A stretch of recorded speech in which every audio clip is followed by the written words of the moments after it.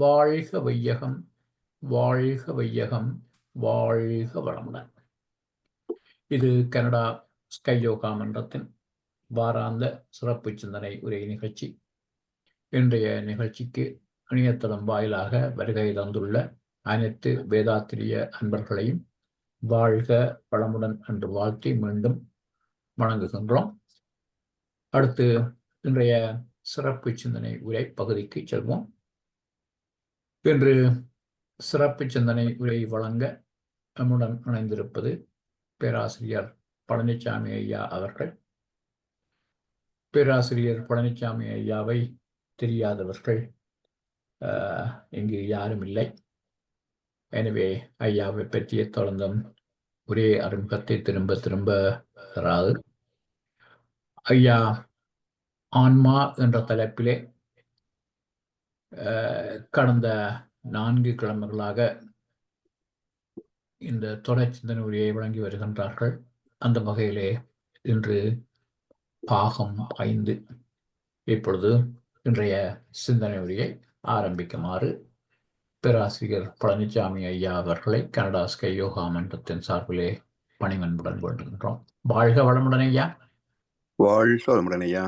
வாழ்க வளமுடன். வாழ்க வையகம், வாழ்க வையகம், வாழ்க வளமுடன். குரு வாழ்க, குருவே துணை.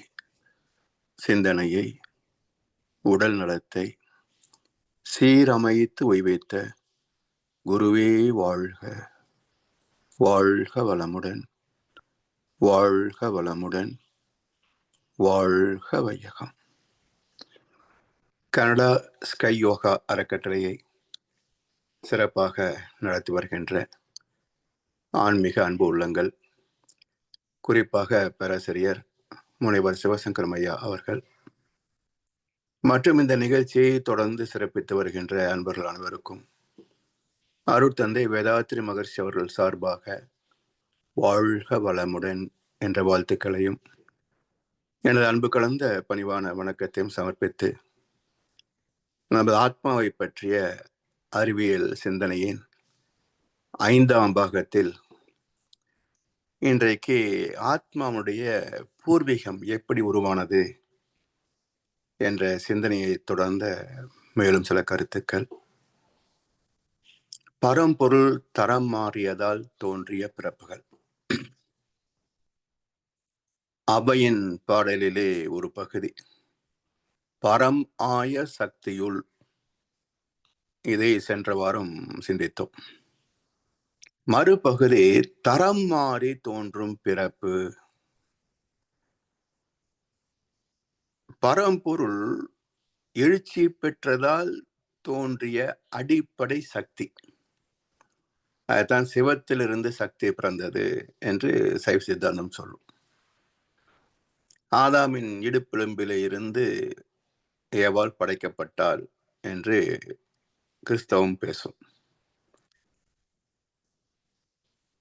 பரம்பொருள் எழுச்சி பெற்றதால் தோன்றிய அடிப்படை சக்தி என்பதுதான் அறிவியல் பூர்வமான உண்மை.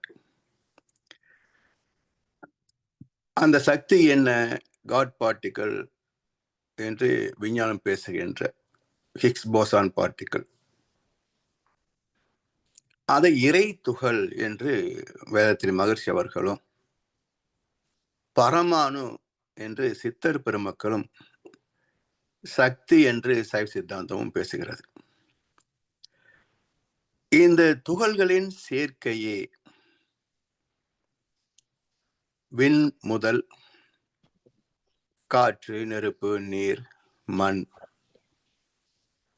இவளை காற்று H, நெருப்பு ஆக்சிஜன் 16, நீர் H2O 18, மண் ஏரோகிராபைட் முதல் ஆஸ்மியம் வரை. ஏரோகிராபைட் அப்படின்றது 0.2 mg/cm3. அதே போல் ஆஸ்மியம் என்பது 22.6 கிராம். அதாவது 0.2 mg - 22.6 கிராம் வரைக்கும் அணுக்களின் திணிவுக்கு ஏற்ப ஏரோகிராஃபைட் முதல் ஆஸ்மியம் வரைக்கும் பல பொருட்கள், இவற்றுடைய சேர்க்கை தான் நாம் தூக்கின்ற எல்லா உலோகங்களும் ரசாயனங்களும் எல்லாமே.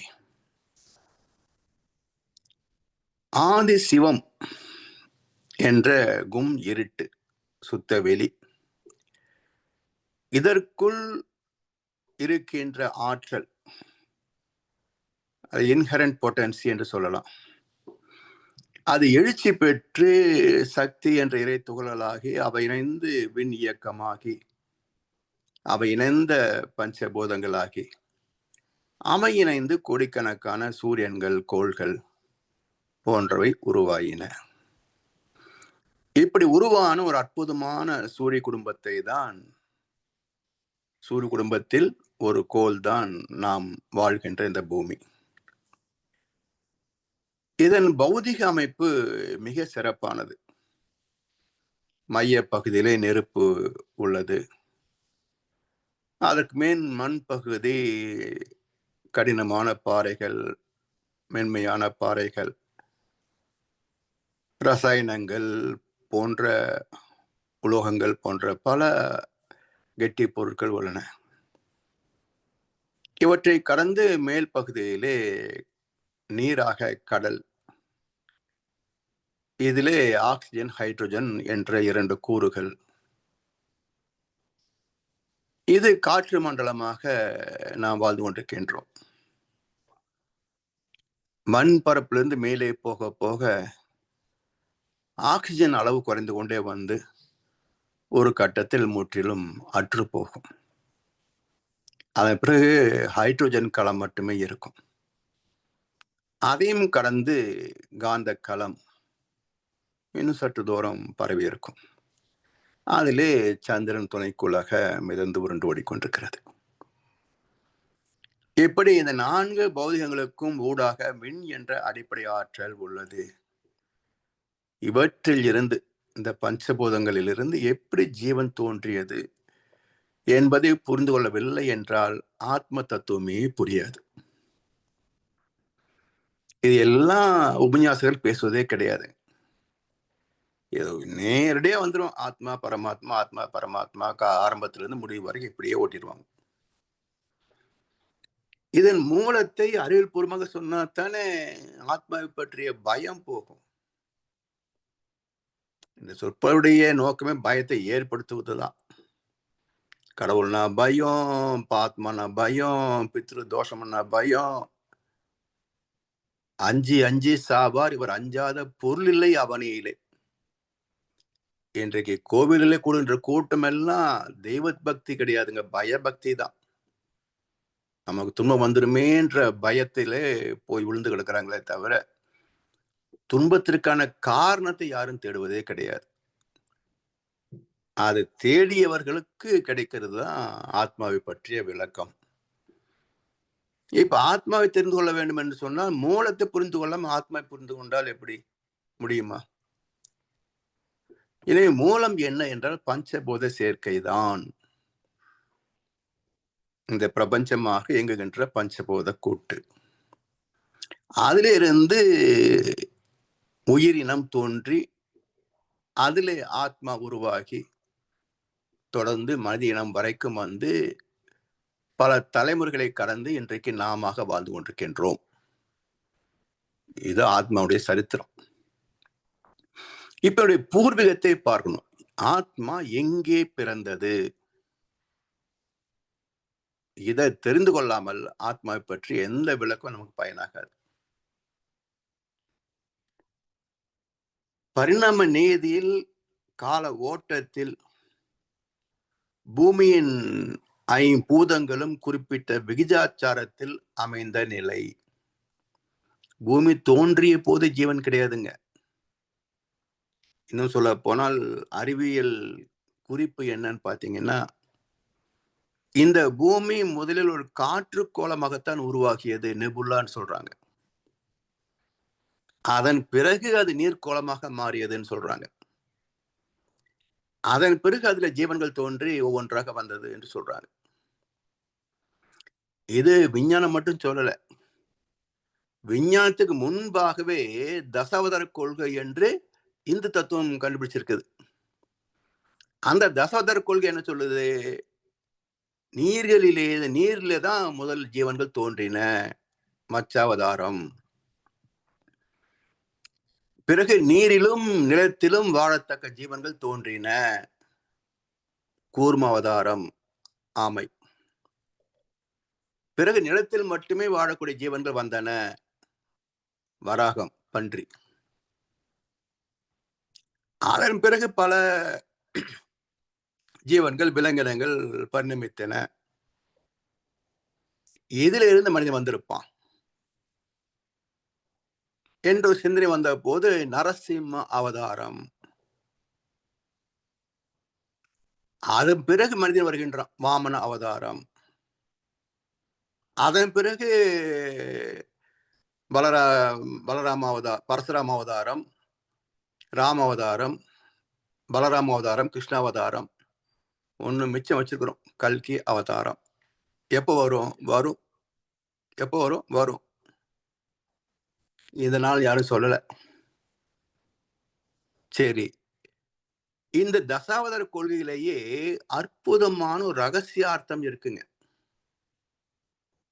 மச்ச, கூர்ம, வராக, நரசிம்ம, இந்த 4ம் மீன் முதல் விலங்குகள் வரைக்கும், சிங்கம் வரைக்கும், இந்த 4ம் பேசல. இந்த 4ம் பேசல. 5வது வந்த வாமனன் பேசுகிறான். ஏன்? நம்ம பாம்பெல்லாம் பேசும் இல்ல, குரங்கு பேசும், பாம்பு பேசும், யானை பேசும், பார்த்திருக்கிறோம் இல்லையா? அப்ப இதுவரைக்கும் அந்த 4 அவதாரங்கள் ஏன் பேசவில்லை? இத்தனைக்கும் மகாவிஷ்ணு தான் அவதாரம் எடுத்திருக்கிறார், ஏன் பேசல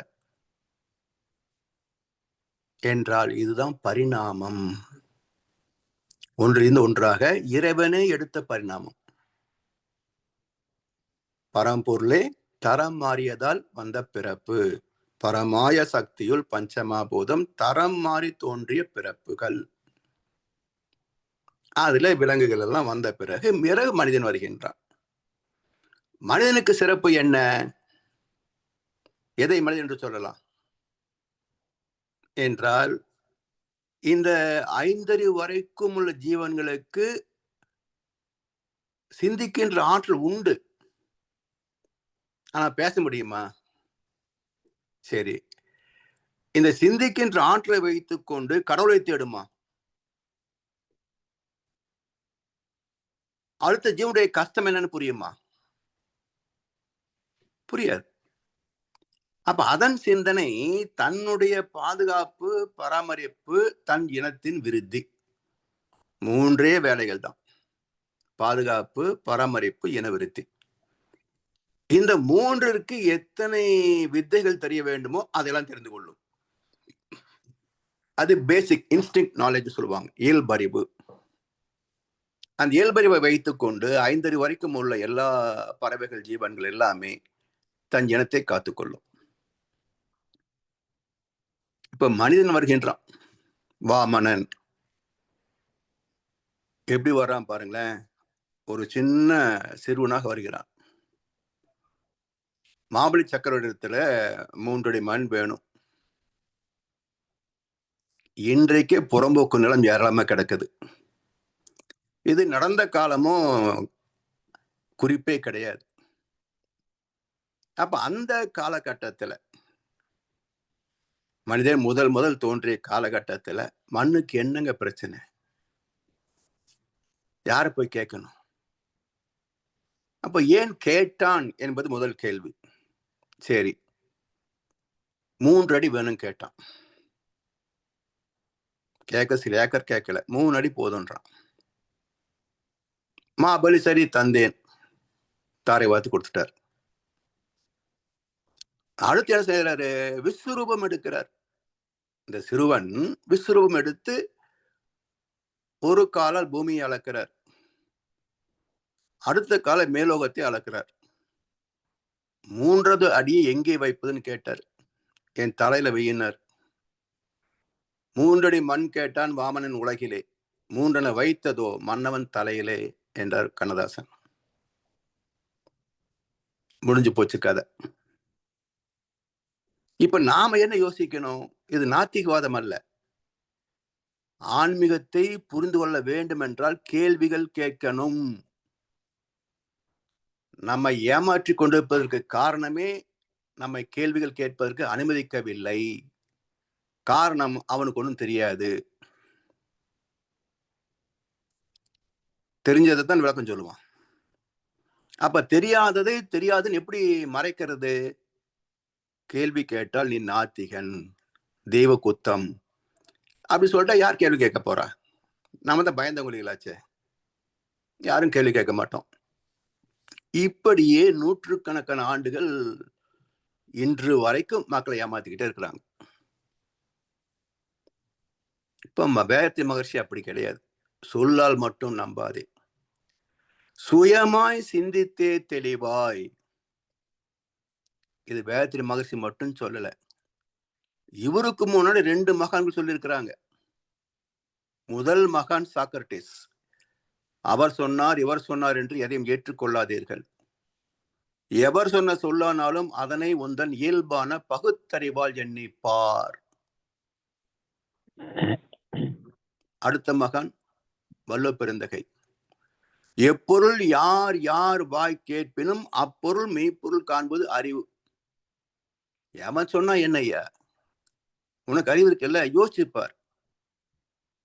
உன்னுடைய அறிவு சரி ஏத்துக்குதா? இல்ல சந்தேகம் வருதா? கேள். பகவத்கீதையில் அர்ஜுனன் சந்தேகம் கேட்டான்ல பகவான் கிட்டயே, அது மாதிரி சந்தேகத்தை கேள். தெளிவான விடை கிடைக்கின்ற வரைக்கும் கேள்விகளை தொடர்ந்து கேள். ஒருத்தர்கிட்ட வேண்டிய இல்லை, பல பேர்கிட்ட கேள். எப்படி ஏதோ ஒரு இடத்துல நமக்கு விடை வந்து சேரும். ஒருத்தரையும் நம்ப கூடாது. அது மட்டுமல்ல, இன்னொரு குரலை சொல்றார் வள்ளுவர். எதை பார்த்தாலும் இது எங்கிருந்து வந்ததுன்னு பார். எப்பொருள் எத்தன்மைத்து ஆயினும் அப்பொருள் மெய்ப்பொருள் காண்பது அறிவுன்னர். எதை பார்த்தாலும் இது எங்கிருந்து வந்துச்சு, எப்படி வந்தது என்று பூர்வீகத்தை பார்த்தாய் என்றால் அது மெய்ப்பொருளிலே போய் சேரும். அப்போ யார் எதை சொன்னாலும் அதுல மெய்ப்பொருள் உண்மை இருக்கிறதா என்று பார்க்கணும். எந்த பொருளை நாம் அனுபவத்தில் பார்த்தாலும் இதன் பூர்வீகம் என்னன்னு தெரிந்து கொள்ளணும். அது மெய்ப்பொருள். இப்படி இந்த நிகழ்ச்சியை நாம் அறிவை கொண்டு சில கேள்விகள் எழுப்பணும். அப்ப என்னுடைய தத்துவார்த்தம் புரியும். எது வாமன அவதாரம்? இப்போ முதல் கேள்வி, புறம்போக்கு நிலம் இருக்கிற போது கேட்கணும் அவசியம் இல்லை. 2வது, தானம் பெற்றது இவனுடைய அளவுக்கு தான். சிறுவன் 3 அடி வச்சு அவ்வளவு வரும், அவ்வளவுதான் இவனுக்கு தானம் கொடுத்தது. தானம் வாங்கிய பிறகு விஸ்வரூபம் எடுத்தான். பேசிக்கலி நல் அண்ட் வாய்டு. எதுல நம்ம கொடுத்தனோ அதுலதான் நீ அளக்கணுமே தவிர, இப்போ கடைக்கு போறோம், ஒரு மீட்டர் துணி எவ்வளோப்பா விலை? 110 ரூபா. சரி, நான் ஒரு ஸ்கேல் வச்சிருக்கேன், இதில் அளந்து கொடுன்னு சொன்னா கொடுப்பானா? சொல்லுங்க. அப்ப பேசிக்கலி தப்பு இல்லையா? அடிப்படை தவறு. சரி, 3வது, ஒரு காலில் பூமி அளந்தார். ஓகே, பூமி என்ன சைஸு? 25,000 மைல் சுற்றளவு. மறு காலில் பிரபஞ்சத்தை அளந்தார். பிரபஞ்சம் என்ன சைஸு? பிரபஞ்சத்தை விடுங்க, சூரியனே 19 லட்சம் மடங்கு பெருசு. அப்ப ஒரு காலில் அடியில் நீ பூமியை அளந்து விட்டு அடுத்து நீ சூரியனை அளக்க வேண்டும் என்று சொன்னால் அடுத்த கால் பாதம் 19 லட்சம் மடங்கு பெருசா இருக்கணும். அப்படி என்றால் இறைவன் சப்பானியா? ஒரு கால் 1 mm, அடுத்த கால் 19 லட்சம் மடங்கு பெருசு. எப்படி இருக்கும்? கற்பனை பண்ணி பாருங்க. சரி, அடுத்த கேள்வி. இவன் 2 அடி அளந்துட்டீங்க, 3வது எங்க வைக்கிறதுன்னு சொன்னா மாபிளி தலையில வைக்கிறீங்க. மாபிளி ஏற்கனவே பூமியில சேர்ந்தாச்சு, பூமி கணக்குல சேர்ந்தாச்சு. மறுபடியும் வைப்பீங்க. 3வது அடிக்கு கணக்கு இல்லை. சரி, மாபலி உங்களுக்கு 3 அடி கொடுத்தான். அவன் ஆண்ட காலத்துல இந்த பூமியை யார் யார் ஆண்டுட்டு இருந்திருப்பாங்க? அவங்க இடத்தையும் சேர்த்து நீங்க எப்படி அளக்க முடியும்? இத்தனை கேள்விகளுக்கு எந்த ஆன்மீகவாதி பதில் சொல்லுவாரா? சொல்லுங்க. உபன்யாசம் பண்ற எந்த ஆன்மீகவாதியாவது இத்தனை கேள்வி பதில் சொல்லுவாரா? ஆனா வேதத்தில் மகிழ்ச்சி சொல்றார். அது ஒண்ணும் இல்ல, மனிதன். மனிதனுக்கு அடிப்படை என்ன? மனசு. மனதின் இயல்பு என்ன? எதை நினைக்கிறதோ அதுவாக மாறும். அணுவை நினைத்தால் அணுவளவுக்கு சுருங்கி போகுதுங்க. இந்த பிரபஞ்சத்தை நினைத்தால் அல்லது பூமியை பார்க்கின்ற போது, வெளியே வான்வெளியை பார்க்கின்ற போது வானளவுக்கு விரிகிறது. அப்ப எதை நினைக்கிறதோ அதுவாக மாறுவது மனம். அதனால் அது நுண்ணிய வடிவத்திலே சிறுவனாக வந்தது, பிரபஞ்ச அளவிலே விஸ்வரூபமாகவும் நின்றது. இது மனதின் இயல்பு. சரி, அடுத்து கேள்வி கேட்டான். எனக்கு 3 மண் வேணும் கேட்டான் இல்லையா? வாயை திறந்து பேசினான் இல்லையா? அப்ப பேச்சு ஆற்றலுள்ள வாயும் சிந்தனை ஆற்றல் மிக்க மனமும் வாயும் மனமும் இணைந்த வாமனன். எனது கதைகள் எல்லாம் எழுதி வச்சது ஞானிகள், பூசாரிகளோ திருவாத்தன்களோ மதவாதிகளோ அல்ல, ஞானிகள். அதனால் அந்த வார்த்தையிலேயே உட்பொருளை வைத்திருக்காங்க. அப்ப வாமனன் என்ற சொல்லுக்கு பொருள் பேச்சு ஆற்றல் உள்ள வாயும் சிந்தனை ஆற்றல் உள்ள மனமும் வாயும் மனமும் இணைந்த வாமனன் மனிதன். அடுத்து என்ன வேணும்?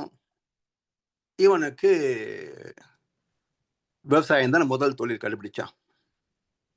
அப்ப நிலத்தை பண்படுத்துவதற்கு கலப்பை வேணும். இப்ப கலப்பை ஆயுதமாக தந்து பரசுராமன் அவதாரம்.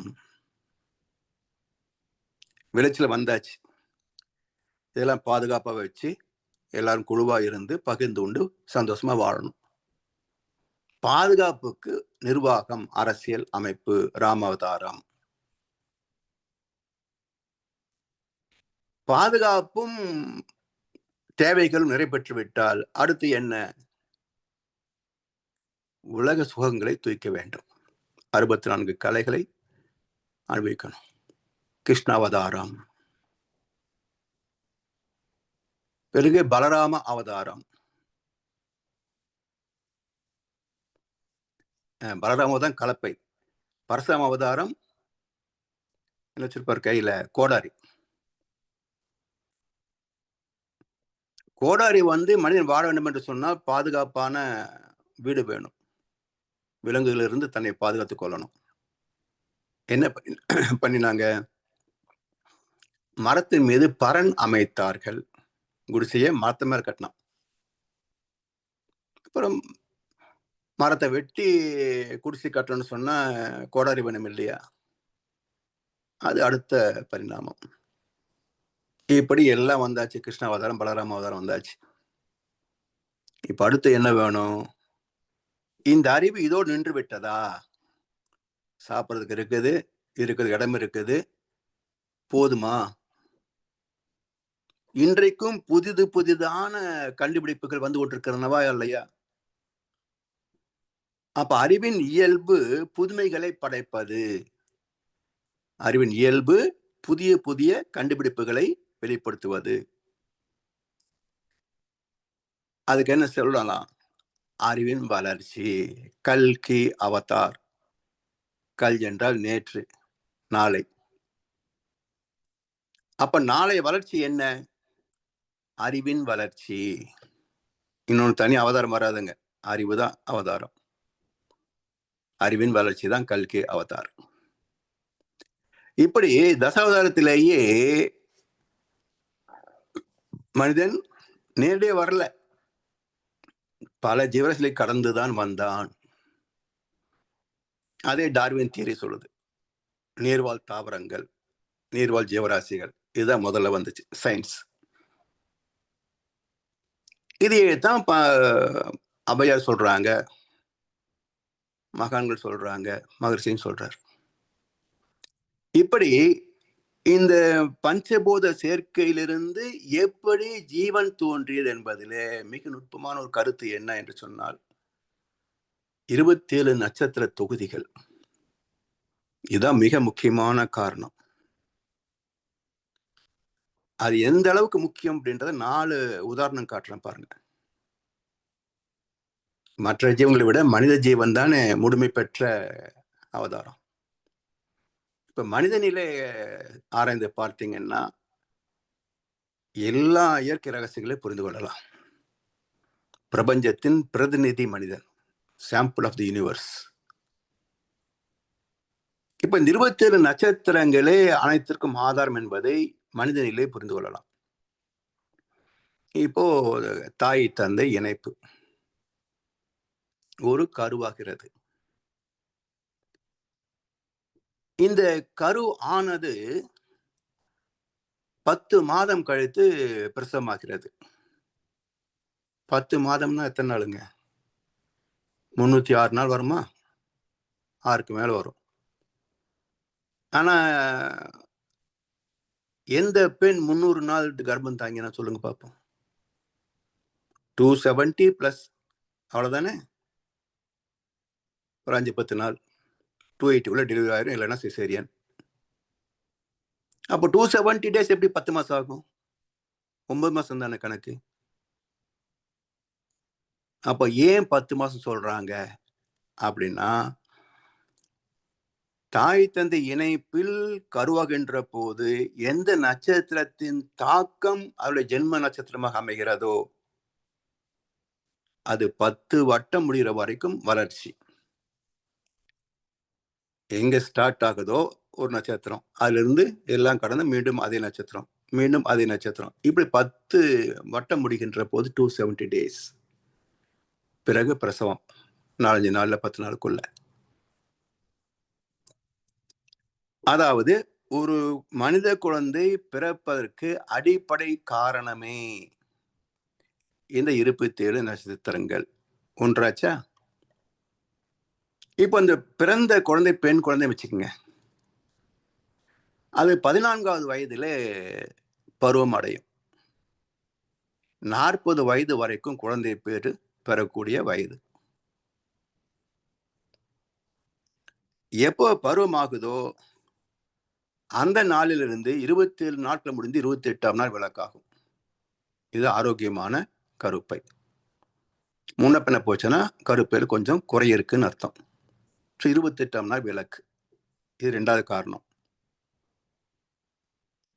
14 வயசுல இருந்து 40 வயதுக்குள் எத்தனை குழந்தைகளை பெற்றுக்கலாம்? குசேலனுடைய கதை காட்டுது 27 குழந்தைகள் அவருக்கு. கவிஞர் கண்ணாசர் பாட்டுல சொல்லுவார், நகைச்சுவை பாடல், வருஷம் ஒரு பிள்ளை பெத்தெடுத்த வயசு 26 ஆச்சுன்னு. அதுல ஒரு நுட்பம் இருக்கு. வருஷம் ஒரு பிள்ளை பெத்தெடுத்தேன், இப்ப வயசு 26 ஆச்சு அப்படின்னா யாருக்குன்னு சொல்லலையே. இல்ல, நுட்பம் என்னன்னா 26 வயசு யாருக்குன்னு சொல்லல. யாருக்குன்னா முதல் குழந்தைக்கு. 27வது குழந்தை பிறக்கிற போது முதல் குழந்தைக்கு வயசு எனக்கு 26 தானே. வருஷம் ஒரு பிள்ளை பெத்தெடுத்தேன், இப்ப வயசு 26 ஆச்சு. அப்ப 27 குழந்தைகளை பெறக்கூடிய ஆற்றல் கருப்பைக்கு உண்டு. 3வது காரணம். 4வது சாட்சி, ஜீவன்களின் எல்லா அனுபவங்களும் பீட்டா ஃப்ரீக்வன்சிக்குள் அடங்கும், பதியும், பிரதிபலிக்கும். இதுதான் ஆத்மா. ஜீவாத்மா என்பது இந்த 40 சைக்கிள்ஸ். எவ்வளவுங்க? 27 அலை விகிதங்கள். இந்த 27 விகிதங்களுக்குள் தான் கோடிக்கணக்கான அனுபவங்கள் பதிந்திருக்கின்றன. அப்போ நட்சத்திரத்தின் தாக்கம் தான் உயிர் பிறப்பதற்கு, ஆத்மா பிறப்பதற்கு முதற் காரணம். சரி, இது மட்டுமே வந்துட முடியுமா? ஏன்னா நட்சத்திரங்கள் முதல்ல வந்தாச்சு. அப்ப மனுஷன் வந்திருக்கலாம் இல்லையா? ஜீவன் வந்திருக்கலாம் இல்ல? வரல. பிறகு சூரிய குடும்பம் உருவாகுது. அப்போ வந்துச்சா? இல்ல. பூமி உருவாகுது, உடனே வந்துச்சா? அப்பவும் வரல. அப்போ 27 நட்சத்திரம் அங்கேயே இருக்குது துவக்கத்திலிருந்து. சூரியன் தோன்றிய காலத்திலிருந்து சூரிய குடும்பம் இருக்கு, பூமி இருக்குது, நம்ம கோள் இருக்குது. எப்போது மனிதன் தோன்றினான் அப்படின்ற கேள்வி வருகின்ற போது அறிவு என்ன சொல்கிறது? ஒரு கேலண்டரை காட்டுறாங்க, 365 நாள். எங்கே மனிதன் தோன்றினான் என்றால் டிசம்பர் 25 என்றார். அப்போ ஒரு வாரமா? 25 இருந்து 31 வரைக்கும் ஒரு வாரம், 7 நாள். 365 நாட்கள்ல 7 கழிச்சிட்டீங்கன்னா 358 நாட்கள் இறைநிலையிலிருந்து எடுத்து வந்த பரிணாமம் அப்படின்னு நமக்கு புரியுற மாதிரி உதாரணத்தை காட்டி விஞ்ஞானி பேசுறார். அப்ப மனிதன் எங்கே பிறக்கிறான்? 358 நாட்களுக்கு பிறகுதான் மனிதன் தோன்றுகின்றான். அது ஒரு ஓமானம். இவ்வளவு நீண்ட பரிணாமத்துக்கு பிறகுதான் மனிதன் வருகின்றான். அதனால இந்த பூமியில எப்போ ஜீவன் தோன்றியது என்றால் அதற்கு ஒரு காரணம் இருக்கிறது. பஞ்சபூதங்களும் குறிப்பிட்ட விகிதாச்சாரத்திலே தொட்ட போது, இதை மகர்ஷி அவர்கள் சிறப்பான வார்த்தையை பயன்படுத்துறார். பஞ்சபூதங்களின் தெய்வீக விகிதாச்சாரம். தெய்வீக விகிதாச்சாரம். நிலம் இவ்வளவு, தண்ணி இவ்வளவு என்றெல்லாம் ஒரு தெய்வீக விகிதாச்சாரம் அமைந்த போது அந்த கட்டத்திலே இங்கே ஒரு மாற்றம் நிகழ்கிறது. என்ன மாற்றம்? ஜீவகாந்தம் என்ற மாற்றம். ஏற்கனவே நட்சத்திரங்கள் 27 தொகுதி இருக்குது, நவகோள்கள் சூரிய குடும்பத்தில் இருக்குது. இப்போ பூமி ஒரு தெய்வீக விகிதாச்சாரத்தை தொட்டவுடனேயே இங்கு ஒரு மாற்றம் நிகழ்கிறது, ஜீவகாந்தம் என்ற மாற்றம், பயோமேக்னெட்டிக் ஃபீல்டு. அப்ப விண்ணோடு இந்த 3 பண்புகள் இணைந்த போதே விண் உயிர் என்ற தன்மாற்றத்தை, தரமாற்றத்தை பெறுகிறது. இறை துகளே காந்த துகள், ஜீவாந்த துகள் என்ற தரமாற்றத்தை பெறுகிறது. இந்த ஜீவாந்த துகள்கள் சேர்ந்துதான் உயிர் இயக்கமாக தோன்றுகிறது. அப்படி தோன்றிய முதல் உயிர் ப்ளூ கிரீன் அல்கே, மைக்ரோ பாக்டீரியா. இதுலயும் பாருங்களேன், ப்ளூ கிரீன் அல்கே. ப்ளூனா தண்ணி, கிரீன் பச்சையம். இந்த ரெண்டும் சேர்கின்ற போது உயிர் பிறக்கிறது. அது இன்னைக்கு என்ன சொல்றாங்க? மற்ற ஜீவராசிகள் வருகின்ற போது வெப்பமும் நீர்த்தன்மையும் இணைந்தால் ஜீவன் தோன்றும். லேசான வெப்பமும் நீர்த்தன்மையும் இருந்தால் ஜீவன் தோன்றும். ஒன்றும் இல்லை, நல்ல வெயில் காலம், திடீர்னு மழை பெஞ்சு வச்சுக்கங்களேன், பல பேருக்கு வைரல் ஃபீவர் வந்துடும். அப்ப என்ன அர்த்தம்? நல்ல வெயில், திடீர்னு மழை பெஞ்ச உடனேயே அந்த வெப்பம் குளிர்ந்து கொஞ்சம் வெப்பமாக்குது, அதில் தண்ணியும் சேர்ந்தது. அப்போ வைரஸ் என்ற ஒரு நுண் உயிர் தோன்றுகிறது.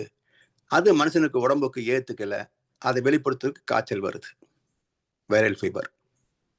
இன்னைக்கு பார்க்குறோமே, இதுக்கு எந்த லேபரேட்டரியும் தேவையில்லையே, கிளைமேட்டிக் சேஞ்சஸ் சொல்றோம் சிம்பிளா. அது போல இந்த பூமியில தோன்றிய முதல் உயிர் நுண் உயிர் மைக்ரோ பாக்டீரியா. என்ன இருக்கு அதுல? ஒரு சின்ன மைக்ரோஸ்கோப் எட்டக்கூடிய ஒரு சிறு துகள். இதுதான் ஜீவன். அப்ப ஜீவன் ஏன் சொல்றோம் என்றால் அது உணர்கின்றது, உணர்ந்தது. எதை உணர முடிந்தது? காத்து அடிக்குது, ஸ்பரிசம். வெயில் அடிக்குது, ஸ்பரிசம். தண்ணி மேல படுது, ஸ்பரிசம். அப்ப தொட்டால் உணர்ந்து கொள்ளக்கூடிய ஸ்பரிசத்தை உணர்கிறது நுண்ணுயிர். இப்ப தொட்டா சுகமா இருக்கா இல்லையா? அன்னையின் மடியில் ஆடுவது இன்பம், கண்ணியின் கைகளில் சாய்வதும் இன்பம், இல்லையா? அப்ப உரசலிலே ஒரு சுகம் உண்டு. நாக்குல போட்ட உணவு அப்படியே இருந்ததுன்னா சுவையை தெரியாதுங்க. நாக்கு புரட்டி புரட்டி போட நாக்கில் உள்ள சுவையுணர் அரும்புகளிலே இந்த உணவு உரசுகின்ற போதுதான் சுகம் வரும். கவனிச்சு பாருங்க, தாம்பத்தியம் வரைக்கும் உரசலிலே தான் சுகம் உண்டு. அந்த சுகம் நமக்கு நாட்டம் இருக்கா இல்லையா? அதிகமா அனுபவிக்கணும் நாட்டம் இருக்கா இல்லையா? அது அங்கே பிறந்தது. நுண் உயிரிலேயே உணரக்கூடிய திறம் வந்தது. அதனால் அதை தொடர்ந்து அனுபவிக்கின்ற ஆசையும் பிறந்தது. அப்ப என்ன பண்ணுது? தான் நிலைத்து வாழ்வதற்கு என்ன பண்றது என்று அதற்குள் இருக்கின்ற அறிவு அதை சிந்தித்து அது தகுந்தாற் போல தன்னை தகவமைத்துக் கொள்கிறது. அதன் வளர்ச்சி தான் அமீபா, அதன் வளர்ச்சி தான் தாவரங்கள். அப்ப பூமிக்கு மேல் வருவதற்கு முன்பு கடல்வாழ் தாவரங்கள் தான் முதல்ல வந்தது. கடல்வாழ் ஜீவராசிகள் தான் முதல்ல வந்தது. அதுக்கப்புறம் தான் பூமியில வருகின்ற தாவரங்கள், பூமியில வந்த ஆமை, பன்றி போன்ற ஜீவராசிகள் இதெல்லாம் பின்னால் வந்தது. முதல் இனம் தண்ணிக்குள்ளதான். இதைதான் மச்சாவதாரம் என்று குறிப்பு சொன்னார். இப்படி ஜீவன் தோன்றிய போது இப்ப ஆத்மா என்னன்னு பாருங்க. அந்த மைக்ரோ பாக்டீரியா தோணுச்சா, அதனுடைய அனுபவம் என்ன? தொட்டா அந்த ஸ்பரிசத்தை உணர்ந்தது. அது என்ன ஆச்சுங்க? இந்த இன்பம், இந்த உணர்வு, இந்த அனுபவம் அந்த மையத்திலே போய் பதிந்தது. அப்போ ஜீவந்த கருமையம் பிளஸ் அனுபவம் ஈக்குவல் டு ஆத்மா. ஜீவந்த கருமையம் பிளஸ் அனுபவம் ஈக்குவல் டு ஆத்மா. இப்ப ஆத்மா எங்கே பிறந்தது? நுண் உயிரிலே பிறந்தது. நம்ம இடத்துல மட்டும் இல்ல, நுண் உயிரிலேயே பிறந்தது. அதை மையமாக கொண்டு அடுத்தடுத்து வளர்ச்சிகள் எல்லாமே நடக்குது. அமீபா, தாவரங்கள், புழு, பூச்சி இனங்கள் இது ஒவ்வொன்றாக வளர்ந்து கொண்டே வருது.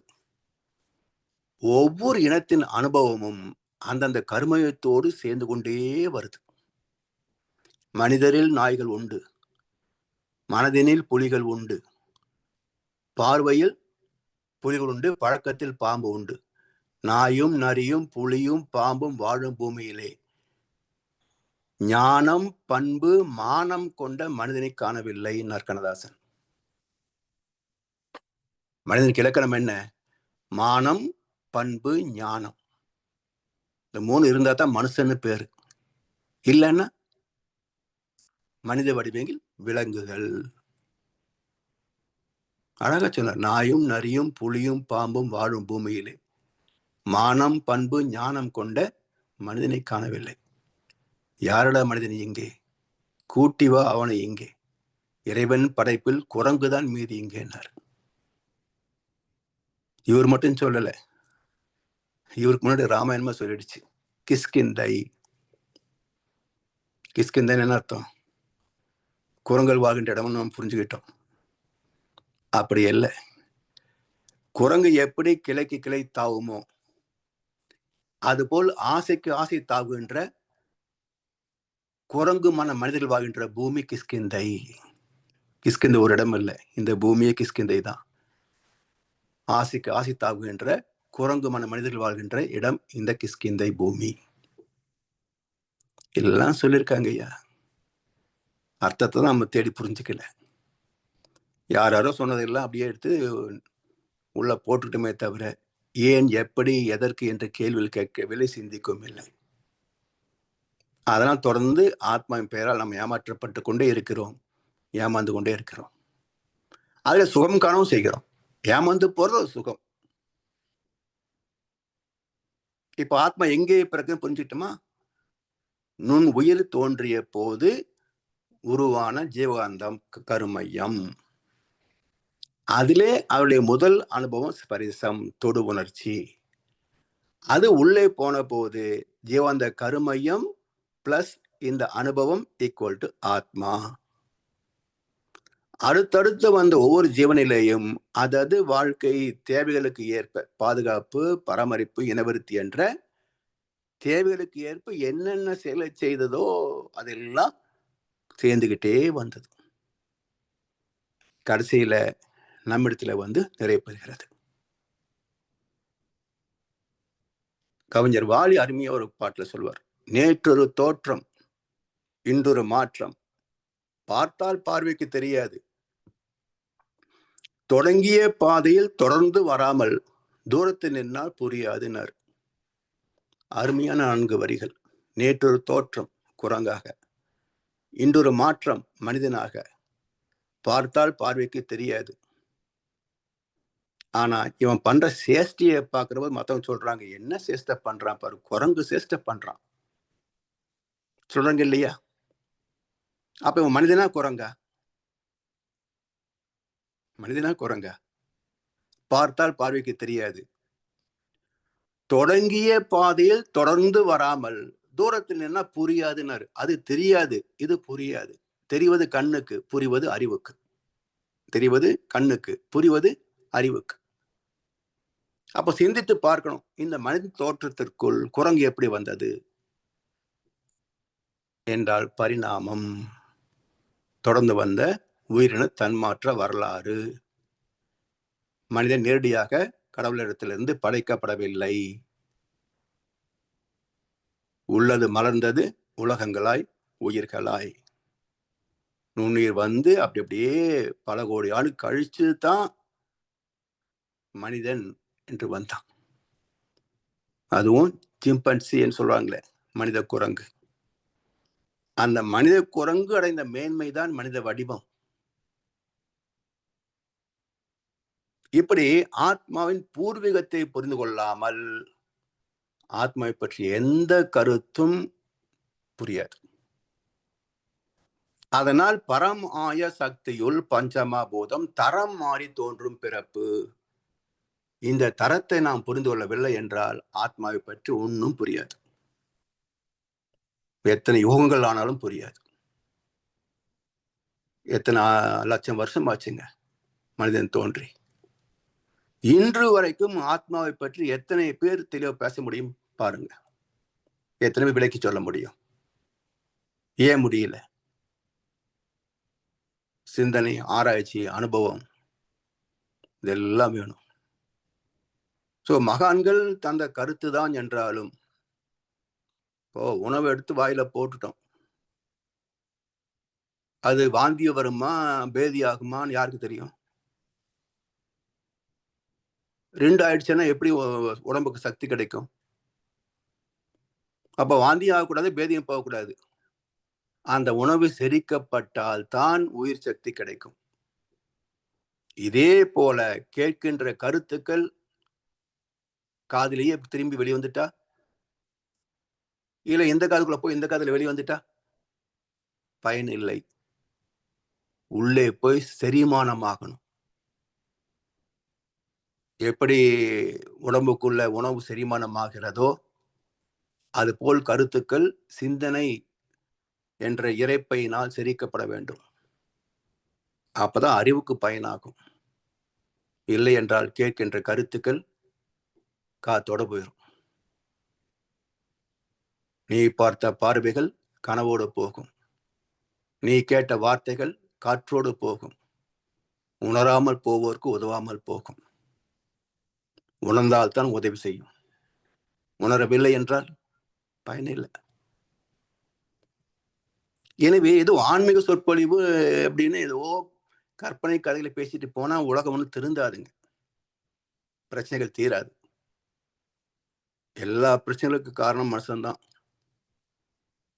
இவன் எல்லா தப்பும் பண்ணிட்டு கடவுள்கிட்ட போய் நின்னா கடவுள் என்ன மன்னிச்சிருவாரா? என்னைக்கு மன்னிச்சார் சொல்லுங்க பார்ப்போம். யாருக்கு மன்னிச்சார் காட்டுங்க. சும்மா அந்த கற்பனை கதையெல்லாம் விடக்கூடாது. ப்ரூஃப் காட்டுங்க பார்ப்போம். முடியாது. எனவே இறை மன்னிப்பதெல்லாம் கிடையாதுங்க. நம்ம செய்த செயலுக்கு தக்க விளைவு, அதான் தெய்வ நீதி. செயலிலே விளைவாக தெய்வ ஒழுங்கு அமைப்பு இருக்க பயன் என்ன தவறு இழைத்து பரமனை பின் வேண்டுவதால் எதுவும் மன்னிக்கப்பட மாட்டாது. தன் நெஞ்சு அறிவது பொய்யற்க, பொய்த்த பின் தன் நெஞ்சே தன்னை சுடும். பரிசுத்தாவிக்கு விரோதமாக பேசினால் அது அவனுக்கு இம்மையிலும் மறுமையிலும் மன்னிக்கப்படுவது இல்லை. பைபிள். இறைவன் மன்னிப்பான் யார் சொன்னாங்க? சாஸ்திரம் சொல்லியிருக்கா? பூசாரி தான் சொல்றான், மதவாதி தான் சொல்றான். எதுக்காக? வைத்து வளர்க்கறதுக்காக. இதை நம்பிக்கிட்டு நம்மை திருத்திக் கொள்ளவில்லை என்றால் துன்பம் சந்திக்கிறது யாருங்க? பூசாரியா, மதவாதியா? நாம தானே. அப்போ துன்பம் வருவதற்கு காரணம் தவறுகள் என்றால், அதே தவறு திரும்ப திரும்ப செய்து கொண்டிருந்தால் துன்பங்கள் விலகுமா? யோசிங்க. செஞ்சதையே செஞ்சுக்கிட்டு இருந்தா வந்ததே தான் வரும். வந்தது பிடிக்கலன்னா செய்கிறத மாத்தணும். சிந்தித்து பார்த்து செய்கையை மாத்து. தவறு சிறுசா இருக்க திருத்திக்கோ. தெரிஞ்சும் தெரியாம நடந்திருந்தா அது திரும்ப வராம பார்த்துக்கோ. இதுதான் வாழ்க்கை. இதுதான் வாழ்க்கை. பட்டுக்கோட்டை கல்யாண சுந்தரம் சொன்னார் எளிமையாக, சிந்தித்து பார்த்து செய்கையை மாத்து. தவறு சிறுசா இருக்கு திருத்திக்கோ. தெரிஞ்சும் தெரியாம நடந்திருந்தா அது திரும்பவும் வராம பார்த்துக்கோ. இதுதான் அகத்தாய்வு. எனவே இந்த வகையிலே ஆத்மாவின் பூர்வீகத்தை நாம் தெளிவாக விளங்கிக் கொள்ள வேண்டும். அதன் பிறகுதான் அடுத்த கருத்துக்களுக்கே நாம் போக முடியும். இப்படி பரிணாம நீதியில், வரலாற்றில், கால ஓட்டத்தில் ஏற்பட்ட மாற்றங்களே உயிரினத்தின் வரலாறு. அந்த உயிரினத்தின் வரலாறு நுண்ணுயிரில தொடங்கி மனிதனம் வரைக்கும் வந்திருக்கிறது. இதுல நம்முடைய எல்லா பதிவுகளும், அதாவது இறைநிலையில் இருந்து நாம் பிரசவமாகின்ற வரைக்கும் உள்ள எல்லா பதிவுகளும் சேர்ந்த ஒரு பெரிய பை, சஞ்சித கர்மான்னு பேர். அதிலே வெளிப்படக்கூடிய ஆற்றல் உள்ளது குறைந்தபட்சம் 7 தலைமுறைகளில் சிலவே. 7 தலைமுறை பதிவும் எல்லாமே ஒரே ஜென்மத்தில் வெளிவந்துடாதுங்க. அதுக்கும் மெச்சூரிட்டி டைம் இருக்கு.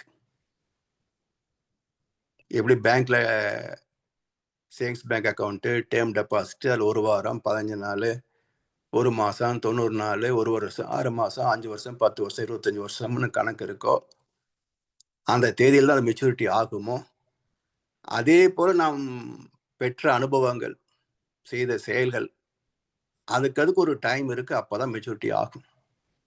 அதுக்கு என்ன காரண காரியங்கள் என்பதெல்லாம் வள்ளுவ பெருந்தகை தான் முதல் அறிவித்தார். எந்த இதிகாசம் பேசல, வேதங்கள் பேசல, உபனிஷத்து பேசலைங்க. இதெல்லாம் சும்மா பெருமை பேசிக்கிறாங்க. வேதங்கள் தெரியுமா, உபனிஷத்து தெரியுமா அப்படின்னு வார்த்தைகளை சொல்லி நம்மளை பயமுறுத்துறாங்க. இந்த தத்துவத்தை முதல் பேசியது தமிழ் இலக்கணம். வள்ளுவ பெருந்தகை தான் முதல் சொன்னார். அதை அடுத்து 2வது விரிவான விளக்கம் தந்த மகன் வேதாத்திரி மகர்ஷி அவர்கள். இந்த 2 பேரை தவிர அவர் யாரும் சொல்லவே கிடையாது. இருந்தா ப்ரூஃப் பண்ண சொல்லுங்க, இங்க சொல்லியிருக்குன்னு. இதெல்லாம் அடுத்த வகுப்பில் நாம் சிந்திப்போம் என்று சொல்லி வாய்ப்பளித்தனருக்கு நன்றி பாராட்டி என்ற உரையை நிறைவு செய்கின்றோம். வாழ்களமுடன், வாழ்களமுடன், வாழ்க வையகம். வாழ்க வளமுடன். வாழ்க வளமுடன் ஐயா. மிக்க நன்றிகள் ஐயா. மிகச் சிறப்பு. ஆன்மாவின் பூர்வீகத்தை பற்றிய விளக்கமாக இன்றைய சிந்தனை உரை சிறப்பாக அமைந்தது. மிகச் சிறப்பு ஐயா.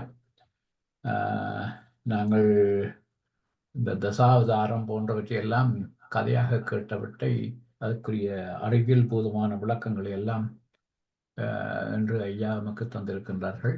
மிக்க நன்றிகள் ஐயா. இப்பொழுது அன்பர்களுடைய கேள்வி பதில் பகுதிக்கு செல்வோம். ஐயாவிடம் உங்கள் கேள்விகளை கேட்க விரும்புவர்கள் அல்லது உங்கள் சந்தேகங்களை தெளிவுபடுத்தவோ அல்லது உங்கள் கருத்துக்களை பரிமாறிக்கொள்ளவோ விரும்புவர்கள் கைகளை உயர்த்தி கேட்கலாம்.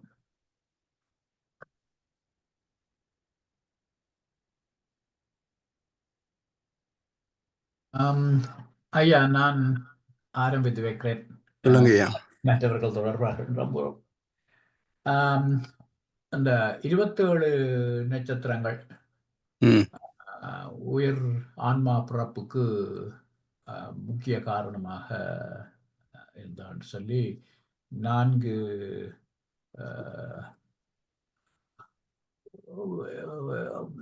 ப்ரூஃப்னு ப்ரூஃப் சொல்லலாம். Proof 4 ப்ரூஃப் நிறுவனங்கள். நிறுவனங்கள் தந்தீர்கள். இந்த கேள்வி ஐயா, நட்சத்திரங்கள் 27 தானா? ஆமா. மில்லியன் கணக்கான நட்சத்திரங்கள் இருக்குது. தொகுதிகள் தானே. இப்போ சயின்ஸே வந்து நீங்க பிளானட்டரியில பார்க்குற போது அவங்களும் இதே ஆங்கில வார்த்தை சொல்லி 27 தொகுதிகளை தான் ஒத்துக்கிட்டு இருக்காங்க. கிரேக்க தத்துவமும் இந்திய வானிலை சாஸ்திரம் தான் இதெல்லாம் கண்டுபிடிச்சது. இப்போ சயின்ஸ் பிளானட்டோரியம் வந்த பிறகு அவங்களும் இதை தானே கன்ஃபார்ம் பண்றாங்க. 27 தொகுதிகள் இருக்குன்றதை அவங்களும் கன்ஃபார்ம் பண்றாங்க இல்லையா? 27 நட்சத்திர தொகுதிகள் கன்ஸ்டலேஷன்ஸ். நான் ஒரு கேள்வி ஐயா, முந்தின வகுப்பில் நீங்கள் முந்தைய ஒரு குறிப்பிட்ட ஞாபகம் இருக்கு, அதை கொஞ்சம் மறந்துட மற்றவர்களுக்கும் அது உதவும் நினைக்கிறேன். நீங்கள் முந்தைய ஒரு கால் அந்த 28 இருந்தது, அது அந்த 28வது அதுதான் வந்து 270 பிளஸ் 280 வரைக்கும். அதுக்கான காரணம் வந்து 28 தொகுதி இருந்தது. 28வது தொகுதி வந்து அது மினிமம் நம்பர் ஆஃப் ஸ்டார்ஸ் இருந்ததுனால கால ஓட்டத்தில் அது கரைந்து போய் பக்கத்தில் இருந்த நட்சத்திர தொகுதிகளோடு இணைந்து விட்டது. ஸோ துவக்கத்தில் 28 இருந்ததாக ஜோதிட சாஸ்திரத்திலேயே குறிப்பு இருக்கு. பிறகு இதை கரைஞ்சு போனது மினிமம். இது வந்து இந்த அரசியல் கட்சி கூட்டணி உடையிற மாதிரி அந்த கூட்டணி உடைந்து பக்கத்தில் இருந்த கூட்டணியோடு சேர்ந்துக்குச்சு. அதனால் 270 பிளஸ் டேஸ் வந்து டெலிவரி டைம்.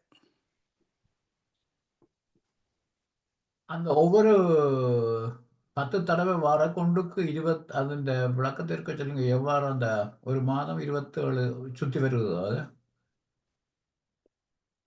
27 நட்சத்திரங்களுக்கு 27 தான் கணக்கு. நம்ம 30ன்னு வச்சிருக்கிறோம் இல்லையா? இந்த நாட்களுக்கு அது பொருந்தாது. அதனால ஜென்ம நட்சத்திரம் அப்படின்னா நம்ம டெலிவரி ஆகிறத கணக்கில் எடுக்கிறோம்.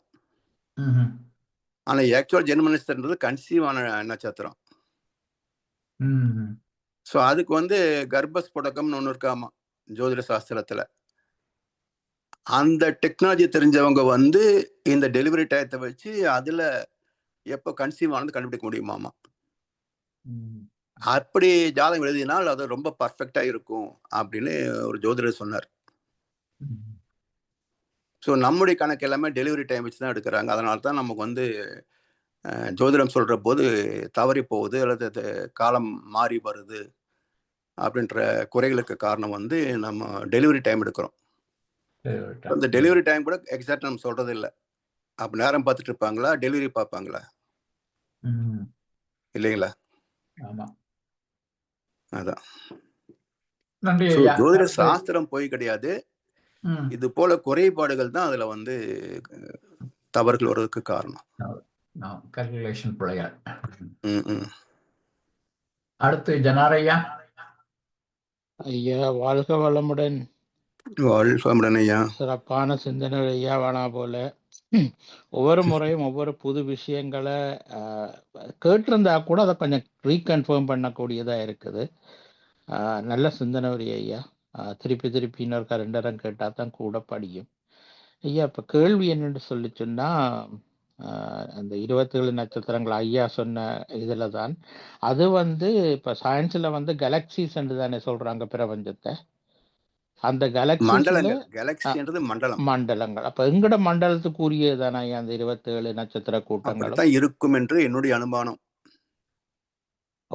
ஏன்னா இதுல 10,000 கோடி நட்சத்திரங்கள் என்ற சூரிய குடும்பம்ன்றாங்க சயின்ஸ்ல. ஆமா. இப்போ ஒரு சூரிய குடும்பத்துக்கே கிட்டத்தட்ட 700 கோடி 1500 கோடி மைல் டயமீட்டர். ஆமா. ஒரு இந்த நாம இருக்கிற சன் ஃபேமிலிக்கு 1500 மைல் டயமீட்டர். அப்படின்னா 10,000 கோடி சூரிய குடும்பங்களுடைய டோட்டல் ஸ்பேன் எவ்வளவு இருக்கும்? அதனால நட்சத்திர தொகுதி என்பது இந்த மில்க்வே கேலக்சிக்குள்ள தான் இருக்கும் என்பது என்னுடைய ஒரு அனுமானம். ஐயா, இந்த பேரியக்க மண்டலம் என்று சொல்றதும் பிரபஞ்சமும் பிரபஞ்சம், ஒன்றா? பேரிக்க மண்டலம், யூனிவர்ஸ், சரி. பிரம்மலோகம், ஓ! சரி, அர்த்தநாரி சரி, சரி. களம், சிவசக்தி களம் எல்லாம் இல்ல ஒரே இடம் தான். எல்லாம் ஒன்றுதான். ஓகே, ஓகே, ஆமா, ஓகே. பரமண்டலம். அதுக்குள்ள தான் நாங்கள் அந்த நட்சத்திரங்கள், கிரகங்கள், கோள்கள் ஆமா, எல்லாத்தையும் ஆமா, பார்க்க முடியும். அதுக்கு ஆமா. வெளியில சுத்த வழிதான். அதுக்கு வெளி சுத்த வழிதான். ஓ! சரி, சரி, சரி, சரி. நன்றி ஐயா. வாழ்க வளமுடன். வாழ்க வளமுடன் ஐயா. அடுத்து தனா ஐயா.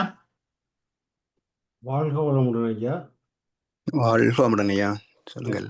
ஒரு கருத்து ஐயாவுக்கு ஒரு கருத்துடன் ஆரம்பிக்கிறேன். என்னென்னு சொல்லி சொன்னால், நான் அடிக்கடி ஐயாவின் சிந்தனை உரைகள் எல்லாம் இடைக்கிட கேட்கிறது. அந்த முதல் செய்ததெல்லாம் அதை கேட்கும்போது வர சிந்தனை என்னென்னு சொல்லி சொன்னால், ஐயா எங்களை படிப்படியாக ஆத்மீய முன்னேற்றத்தில் கொண்டு வரார். படிப்படியாக போய் கொண்டிருக்கிறார். அது எல்லாத்தையும் பார்க்கும்போது ஐயா, இது மனதுக்கு எவ்வளோ சந்தோஷம் வருதுன்னு சொன்னால், ஏதோ ஒரு புண்ணியம் செய்திருக்கிறோம் என்ற அப்படி வரும்போது தான் நீங்கள் அந்த 4வது நினைக்கிறேன் 4வது ஆன்மா பாகத்தில் இந்த காட்சி பிரமாணம், அனுமான பிரமாணம் அதுகளை பற்றி சொல்லி கொண்டு வந்தீங்க. நான் அது வரையில் நான் அந்த இந்த இந்த ரெக்கார்டிங்கில் கேட்டேன். அதை பார்க்கும்போது அந்த அந்த அனுமான பிரமாணம்னு சொன்னீங்க. அந்த காட்சி பிரமாணம், அனுமான பிரமாணம், ஆகம பிரமாணம், 3 பிரமாணம். அப்ப உங்களுடைய சிந்தனைகளை கேட்டு அந்த ஒரு சிந்தனை தெளிவு வரும்போது அந்த அனுமான பிரமாணத்தின்படி பார்க்கும் பொழுது நாங்கள் கொஞ்சம் நல்ல ஏதோ ஒரு கர்மவினை பதிவோ நல்லது இருக்கின்ற மாதிரி ஒரு நம்பிக்கை அந்த கருத்து. அடுத்தது, இந்த நட்சத்திரங்களுக்கும் கோள்களுக்கும் என்ன வித்தியாசம்? கோள் என்பது நட்சத்திரம், சூரியன் ரெண்டும் ஒன்னேதான். நட்சத்திரம் தனியா கிடையாது. அதே நம்ம நட்சத்திரம் ஸ்டார் மாதிரி பார்த்துறோம்னு சொன்னா, தொலைதூரத்தில் இருக்கின்ற சூரியனிலிருந்து வரக்கூடிய அந்த ஒளி கீற்றுகள் நம்ம சேர்கின்ற போது ஸ்டார் வடிவத்தில் தெரியுது நமக்கு. உண்மையில் அப்படி ஸ்டார் வடிவத்தில் எதுவுமே கிடையாது. எல்லாமே கோலங்கள் தான். அதனால் நட்சத்திரம் என்பதும் சூரியன்களே. கோள்கள் என்பது ஒரு சூரியனை மையமாக வைத்து அதிலிருந்து பிறந்தவை. இப்போ சூரியன் நம்ம சன் ஃபேமிலி, அந்த சூரியனுடைய அணுத்திரட்சிகள் தானே வெளிப்பட்டு நவ கோள்களாக மாறி இருக்கிறது இல்லைங்களா? அப்பையா அந்த பிளானட்ஸ், சன் 2 தான். அப்பையா ஒவ்வொரு சூரிய குடும்பத்துக்கும் அப்படி ஒரு சூரியன் இருக்கும். அதுக்கு ஆமா அதை மையமா வச்சு நட்சத்திரங்கள் இருக்கும். ஆமா. அப்ப நாங்கள் அந்த கோள்கள் சொல்லும் பொழுது அது இப்ப நட்சத்திரம் என்று வரும்பொழுது அதுல ஒவ்வொரு தொகுதிகளாக இருக்கும் அந்த நட்சத்திரங்கள். நட்சத்திரம் என்பது தொலைதூர சூரியனிலிருந்து வருகின்ற ஒளி கீற்றுகள். ஒளி கீற்றுகள் அது ஒரு பிசிக்கலா அப்படி ஒன்று இல்லையா? பிசிக்கலா அப்படி கிடையாது. அப்பையா நீங்க சொல்றதுபடி அந்த நட்சத்திரம்ன்றது ஒளி கீற்றுகள் தான். ஆமா, காந்த தன்மாற்றம். காந்த தன்மாற்றம். சரி ஐயா. இப்ப ஒண்ணு இல்லைங்கய்யா, இப்ப நம்ம மத்தாப்பு விடுறோம் இல்லையா தீபாவளிக்கு? ஓமையா. அந்த மத்தாப்புல இருந்து வெளிவரக்கூடிய அலைகள் எப்படி இருக்குங்க? நீளமா பொறி வருது. முடியும் போது நட்சத்திர வடிவத்துல முடியுது. புரியுதுங்களா? இதே போலதான் மையமாகி சூரியனிலிருந்து அந்த நீளமா நெருப்பு பொறி வந்தது போல வருது. முடிகிற போது நட்சத்திரம் போல தோணுது இல்லையா? அதுதான். இது இன்ஸ்டன்ட் நடந்து போகுது. இது கொஞ்சம் நேரம் நிற்கும். அதனால நம்ம பார்க்கிற போது நட்சத்திரங்கள் கொஞ்ச நேரம் இருக்கிற மாதிரி இருக்கும். அப்ப நீங்க இப்ப கொஞ்ச நேரம் நிற்கும் சொல்லும் பொழுது அந்த நட்சத்திரங்கள் அந்த காலவரையோட அது அற்று போயிடுமா? ஆமாமா, மறைஞ்சுக்கிட்டே இருக்கும். நீங்க நட்சத்திரம் மறைஞ்ச போது சொல்றோம் இல்லையா, நேற்றுக்கு பார்த்த இடத்துல இன்னைக்கு நட்சத்திரம் இருக்கா? இதுக்கு ஒரு கன்ஃபியூஷன் ஐயா. என்னன்னு சொல்லி சொன்னால், இப்ப கீற்றுக்கள் அது ஒரு காலவரையில அது மறைஞ்சு போகுது. அது மறைஞ்சு போனால் அப்ப நாங்கள் அந்த நட்சத்திரத்தை வச்சுத்தான் நாங்கள் சாஸ்திரம் பார்க்கிறோம். ஆமா, தொடர்ந்து வந்துகிட்டே இருக்குமே. இப்ப ஒரு கோளுடைய அலை ஒரு நட்சத்திரம் முடிஞ்சு போகாது, தொடர்ந்து வந்துகிட்டே தானே இருக்கும். அப்பையா அந்த கோள்ல இருந்து அந்த அலை தொடர்ந்து வந்து கொண்டிருக்கும் பொழுது அந்த வர அலையின் குவாலிட்டி ஒரே மாதிரி தான் இருக்குமா, இல்லாட்டி அதுல மாற்றம் அடையுமா? அது சொல்ல முடியாது. காரணம் கேட்டதுக்கு காரணம் என்னடா ஐயா, அந்த இப்ப நான் ஒரு ஒரு ஆள் பிறக்கும் பொழுது ஒரு நட்சத்திரத்துல பிறக்கிறார். அப்ப அந்த நிச்சயமா பேதங்கள் இருக்கு. ஏன்னா நாம மனிதனுடைய லக்னம், பிறப்பு லக்னம் சொல்றான் பாத்தீங்களா, ஜென்ம லக்னம், ஆமாய்யா. ஜென்ம நட்சத்திரம். ஆமா.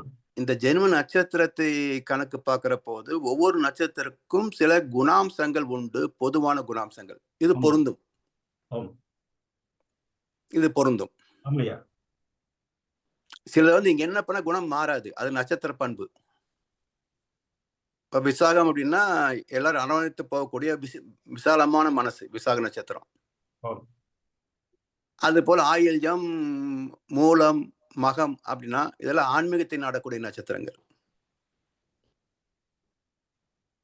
4 நட்சத்திரம் வந்து ஆன்மீகத்துல சிறந்து வரும். ஓமையா, ரைட். அப்ப ஐயா நீங்க எனக்கு வேற ஐயா தீபகாலம் நினைச்சிட்டு இருந்தது, அந்த நட்சத்திரங்கள் எல்லாம் கோள்கள் மாதிரி அது ஒரு பிசிக்கல் உருவத்துல நாங்க இருக்குதுன்னு சொல்லிதான் நினைச்சது. அப்படி ஏட்டு இல்லை, அது வந்து ஒரு ஒளி கீற்றுகள் தான். ஆமா, கீற்றுகள் தான். ரைட் ஐயா, ரைட் ஐயா. வாழணும் ஐயா, வாழணும். ஜனாரையா ஐயா மணிக்கு திருப்பி ஒரு குழப்பம் வந்துடுது ஐயா. சொல்லுங்க இப்ப ஐயா. நட்சத்திரங்கள் எல்லாம் இப்ப சூரியன் கூட ஒரு நட்சத்திரம் தான். அப்ப இப்ப இருக்கிற நட்சத்திரங்களுக்கு கூட வானியல்ல ஒவ்வொரு இந்த மாதிரி பிளானட்ஸ் கூட்டங்கள் இருக்குன்னு தானே அதை சுத்தி ஒவ்வொரு நட்சத்திரங்களும் ஒரு சூரியனா இருந்தா? ஆமா, இருக்கும். ஓ சரி ஐயா. அப்படியேண்டா இப்ப நட்சத்திரங்கள்ல இருந்து வர்ற ஒளிக்கீட்டுகளோ அந்த காந்தரைகள் வந்து எங்கள மாற்றத்தை ஏற்படுத்துது. அதுக்கு நாங்க எங்கள்ல ஒரு ப்ளூ பிரிண்ட் நாங்க பார்க்கும் போதே டிஎன்ஏல இருக்குது, அதோட தொடர்பு உள்ளைகளை தான் எங்களுக்கு அதுக்குரிய எஃபெக்ட் வருது என்று சொல்லி பேசி இருக்கிறோம். சரி. அப்ப அந்த ஒளிக்கீட்டுகள் உண்மையிலே அப்படி டிஎன்ஏல அப்படி இருந்து அதே நேரத்துல தான் எங்களுக்கு அப்படி எல்லாம் மாற்றங்கள் எல்லாம் வருது ஐயா. ஆமா. ஓ, அதே எங்கட தியானத்தாலையும் உடற்பயிற்சி அதனாலையும் ஏன்னா அந்த அலைகள், அந்த சூரியன் வரக்கூடிய அலைகள் நட்சத்திர வடிவத்துல இந்த பூமியின் காந்த களத்தோடு ஊடுருவி 27 தொகுதிகளாக நமக்கு வேலை பயனாகுது. ஆமா. அப்ப அதனுடைய குணாம்சம் என்னவோ அந்த குணாம்சம் ஒரு கரு உருவாகின்ற போது ஜென்ம நட்சத்திரமாக அது அமைஞ்சு போகுது. அப்ப அதனுடைய குணங்கள் என்னவோ அந்த குணம் பொது பலனாக எல்லோருக்குமே பொருந்தும். சோ அப்படி பாத்தீங்கன்னா இந்த உலகத்துடைய ஜனத்தை 27 தொகுதிகளாக பிரிக்கலாம். ஒவ்வொருத்தரும் ஜென்ரலா இந்த மாதிரியான கேரக்டர் இருப்பாங்க அப்படின்றத இந்த உலக மக்களையே 27 டிவிஷன்ல பிரிக்கலாம். ஆனா வாழ்க்கை ஒன்று போல் இருக்காது. காரணம் என்னன்னா கர்ம பலன். ஓ சரி சரி. சோ கர்ம பலன் தான் மிக மிக முக்கியமான அம்சம். இந்த கர்ம பலன் தான் நட்சத்திரத்தை தேர்ந்தெடுக்கிறது. சரிங்களா ஐயா? எந்த நட்சத்திரத்தில் கருவாக வேண்டும் என்பதை ஆண் பெண் தாய் தந்தையுடைய கர்ம பலன்களை நிச்சயிக்கின்றன. இதுக்கு என்ன ப்ரூஃப்? ஆண் பெண் சேர்ந்தால் குழந்தை பிறக்கும்னு சயின்ஸ் சொல்லுதுங்க. ஆமா. அப்படின்னா சாந்தி முகூர்த்தத்திலே கருவா இருக்கணும். உண்மைதான். ஆமா. இல்லையே, அப்படி இல்லையாமா? இல்ல இவங்க சொல்றாங்க ஆண்டானா கொடுக்கறது என்ன அப்படின்னா கல்யாணம் வேண்டியது இல்ல, தாம்பத்தியம் வேண்டியது இல்ல. அப்ப 2 பேருடைய கருத்திலும் பாதி பாதி கரெக்ட். ஆண் பெண் சேர்ந்தால் தான் கருவாகும் சயின்ஸ். அப்படி சேர்கின்ற போது நட்சத்திரம் இணைந்தால் தான் கருவாகும். அப்ப எல்லா நாளும் நட்சத்திரம் இருக்குது, ஏன் கருவாகிறது இல்லை அப்படின்னா அந்த நட்சத்திரம் இந்த கருவை இந்த ஆண் பெண் சேர்க்கையை ரிஜெக்ட் பண்ணிடுது. இதோட வினைப்பதிவுக்கு தகுந்த மாதிரி நட்சத்திரம் வருகின்ற அன்னைக்கு தாம்பத்தியம் நிகழ்ந்திருந்தால் அது கருவாயிடும். அதனாலதான் சில பேருக்கு வந்து சாந்தி முகூர்த்தத்துல கன்சீவ் ஆகுது ரொம்ப ரேர். 2-3 மாசத்துல கன்சீவ் ஆகும், சில பேர் 2-3 வருஷம் ஆகும், சில பேர் 10-12 வருஷம் கழிச்சு கூட கன்சீவ் ஆகும். அப்புறம் எப்படி காரணம் என்ன? இதுதான் இறைவன் தருவதுன்னு நம்ம முன்னோர்கள் சொன்னாங்க. சயின்ஸ் எங்க போயிட்டு போகுது? ஆண் பெண் சேர்ந்தால் மட்டுமே கருவாகுன்னு சொன்னா ஏன் கருவாகலன்னு கேட்டா சயின்ஸ் பொய்யாயிடுது இல்ல? ஆமா. அதே போல அப்புறம் எதுக்கு நீ கல்யாணம் பண்ணிக்கிற அவன் கேட்டா இது போய் ஆயிடுது இல்ல. உண்மைதான். அப்ப ரெண்டும் சேர்ந்ததுதான் உலகம், ரெண்டும் சேர்ந்ததுதான் இயற்கை விதி.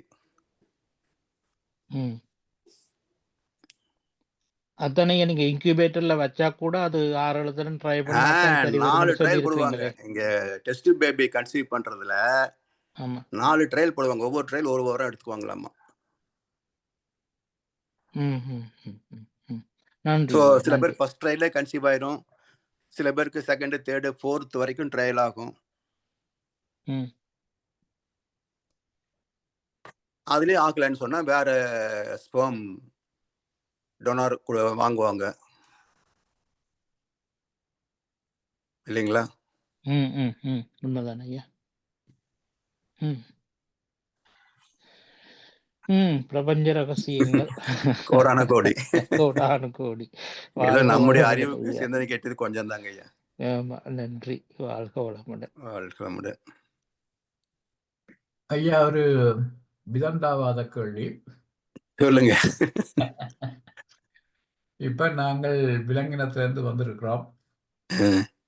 ஆனால் அது மில்லியன் கணக்கான ஆண்டுகளுக்கு முன்பு.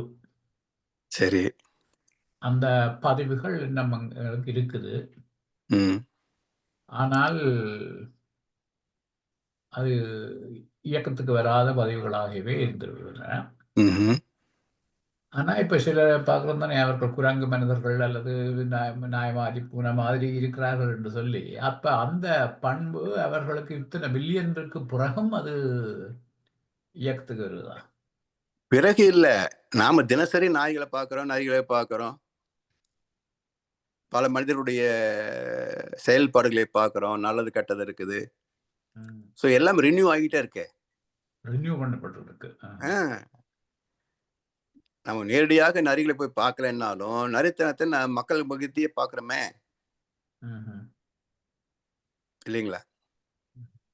அப்ப நாங்கள் அந்த அடக்கமானதை இந்த 6 வருஷத்துக்குள்ள அதை புதுப்பிச்சிருந்தா அதை வந்து புதுப்பித்து கொண்டே இருக்கிறோம். எல்லா விலங்கின பண்புகளையும் நாம் புதுப்பித்து கொண்டே இருக்கிறோம்.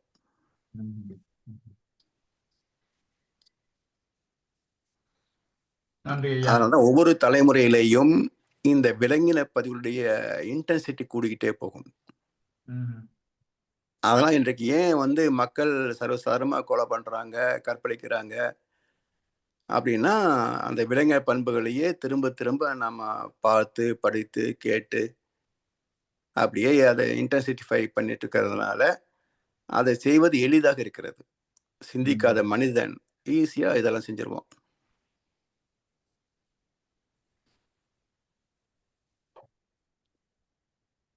நன்றி ஐயா. நன்றி ஐயா. வாழ்க வளமுடன். வாழ்க வளமுடன். வேறு ஒருவரும் கையெழுத்தவில்லை. எனவே நாங்கள் இன்றைய இந்த கேள்வி பதில் பகுதியை இத்துடன் நிறைவு செய்வோம். இன்றைய ஆன்மா என்ற தொடர் சிந்தனையின் 5வது பாகத்திலே இந்த சிறப்பான சிந்தனையுடைய எமக்கு தந்து எங்களுடைய சந்தேகங்களுக்கெல்லாம் தெளிவான விளக்கங்களையும் தந்த முதல்நிலை பேராசிரியர் பழனிசாமி ஐயாவுக்கு கனடா ஸ்கையோகா மன்றத்தின் சார்பிலே நமது நன்றிகளை தெரிவிப்பதோடு ஐயாவுக்கு ஒரு வாழ்த்து தெரிவிப்போம். முதல்நிலை பேராசிரியர் பழனிசாமி ஐயா வாழ்க வளமுடன். அவரது உடல் நலம், மனவளம், பொருளாதார வளம், வாழ்க வளமுடன். அவர்தம் அன்பு குடும்பம் வாழ்க வளமுடன். அவரது வேதாத்திரிய தொண்டு வாழ்க வளமுடன்.